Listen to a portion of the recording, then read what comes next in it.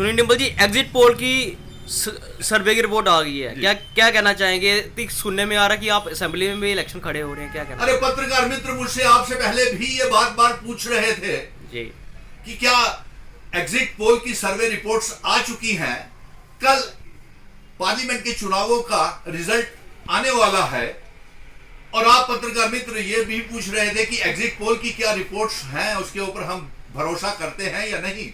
और साथ आपने ये भी सवाल खड़ा कर दिया कि असेंबली के चुनाव भी जल्द आने वाले हैं, तो क्या सुनील डिम्पल असेंबली के चुनाव लड़ रहा है?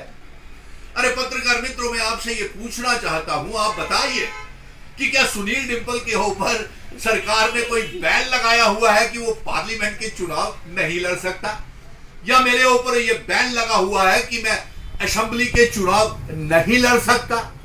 क्या मुझे प्रतिबंध लगाया हुआ है? जो शख्स जम्मू कश्मीर का बेटा अपनी जम्मू कश्मीर डोगरा रियासत विरासत को, बुजुर्गों की पगड़ी, मान सम्मान को बचाने के लिए, डोगरा रियासत को बचाने के लिए, अपने वजूद, अपने वकार, अपनी रियासत को बचाने के लिए जंग लड़ सकता है, 1 करोड़ 30 लाख अवाम को इकट्ठा कर सकता है, तमाम पॉलिटिकल पार्टीज को एक प्लेटफॉर्म के ऊपर ला सकता है। इंडिया ब्लॉक के तहत हमारा जो गठबंधन है, हम 5 सीटें जम्मू कश्मीर में पार्लियामेंट की जीत सकते हैं।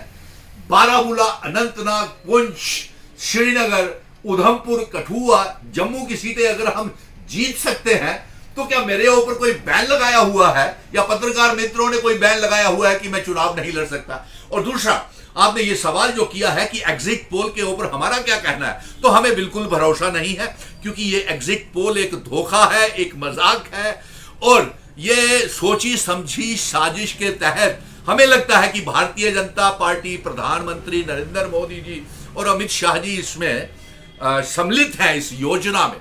और दूसरी बात यह है कि आप मुझे बताइए कि क्या ये एग्जिट पोल, इसमें मुझे तमाम जम्मू कश्मीर के हर जिले से टेलीफोन कॉल्स आ रहे हैं, कश्मीर से, अनंतनाग, पुलवामा, काजीकुंड, बारामूला, डोडा, किश्तवाड़, भद्रवाह, पुंछ, राजौरी, सुरनकोट, मेंढर, नौशहरा, लोगों को भ्रमित कर दिया है। तो मैं उनको भरोसा दिलाता हूं, कल का दिन तक आप इंतजार कीजिए, केंद्र में हमारी सरकार बनने जा रही है, नया देश को प्रधानमंत्री मिलने जा रहा है, और नॉन बीजेपी सरकार बनने जा रही है, और जम्मू कश्मीर की भी 6 सीटें लद्दाख की डाल करके हम जीत रहे हैं। तो घबराने की कोई बात नहीं है। ये तो पेड एजेंसीज है जिसका जो, ये तो उस तरीके से, क्या आपको इस एजेंसीज का सर्वे रिपोर्ट में कोई सच्चाई हकीकत नजर आती है? क्योंकि इस रिपोर्ट में जो दिखाया गया है वो पेड एजेंसीज है। जिस तरीके से आप अगर डल लेक की सैर करना चाहें तो शिकारे, कश्ती और स्टीमर को, हाउस बोट वाले को पैसे दीजिए और डल लेक की सैर कर लीजिए। वही ये पेड एजेंसीज ने भारतीय जनता पार्टी को डल लेक की सैर करवाई है। और इसमें देखिए, सबसे बड़ी बात यह है कि चौंकाने वाली बात यह है, दर्द वाली बात यह है कि पूरा देश इस समय दर्द के दौर से गुजर रहा है। पूरा जम्मू कश्मीर बर्बादी, दर्द, मायूस के दर्द में गुजर रहा है। क्या इस रिपोर्ट में, एग्जिट सर्वे रिपोर्ट में, क्या बेरोजगारी बढ़ती हुई का दर्द नजर आता है?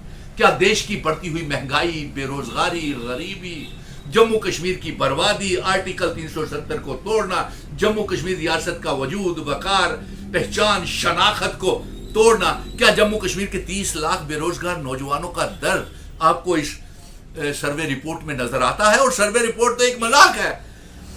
जिन रियासतों में 4-4 या 6-6 पार्लियामेंट की सीटें हैं, वहां के ऊपर राजस्थान में, हिमाचल में, महाराष्ट्र में जितनी सीटें नहीं हैं, उससे भी ज्यादा सीटों का सर्वे करके प्राइवेट एजेंसीज ने भारतीय जनता पार्टी को जिता दिया। और ये बहुत बड़ी एक साजिश है। हमें लगता है कि इसमें प्रधानमंत्री जी, एनएसए के डोवल साहब भी और अमित शाह जी का कोई देखना चाहिए कि कहीं वो तो नहीं है, या गुमराह करने की बात तो नहीं है।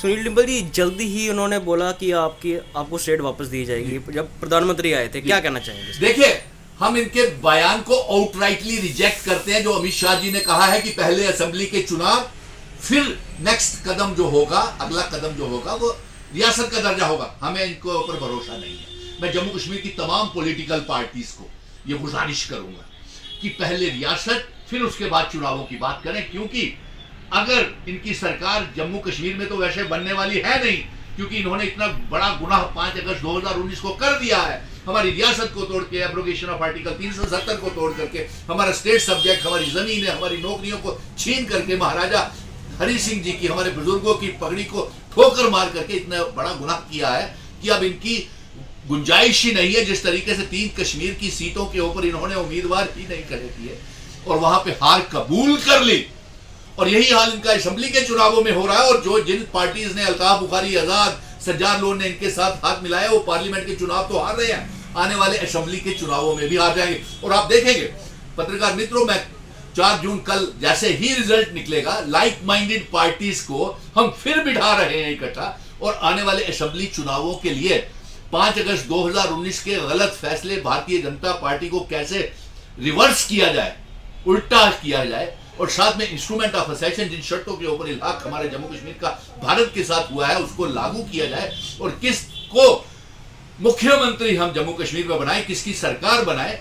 जाहिर है सरकार तो हमारी बनेगी। सुनील डिब्बल जी, एक हमारे पत्रकार ने रविंद्र राणा जी को पूछा था कि आपने श्रीनगर से कैंडिडेट क्यों नहीं खड़ा किया, वो तो बोल रहे हैं बैट बॉल को सपोर्ट कर रहे हैं। अरे छोड़िए ना, वो पुरानी बात हो गई, वो तो हार चुका है जी। बैट बॉल वाले सारे रन आउट हो गए हैं, सेव वाले रन आउट हो गए हैं, वो पेटी में से सड़े हुए सेब निकल रहे हैं, कल आप देखेंगे उसको। तो मुबारक है कि हमने अपनी जिम्मेवारी के साथ, रिस्पॉन्सिबिलिटी के साथ 5 की 5 जम्मू कश्मीर की सीटों के ऊपर जंग लड़ी है। हमारे उम्मीदवार उमर अब्दुल्ला, मियां अल्ताफ, राउल्ला, रमन भल्ला जी, चौधरी लाल सिंह जी ने बड़ी मुस्तैदी से, ईमानदारी से जंग लड़ी है।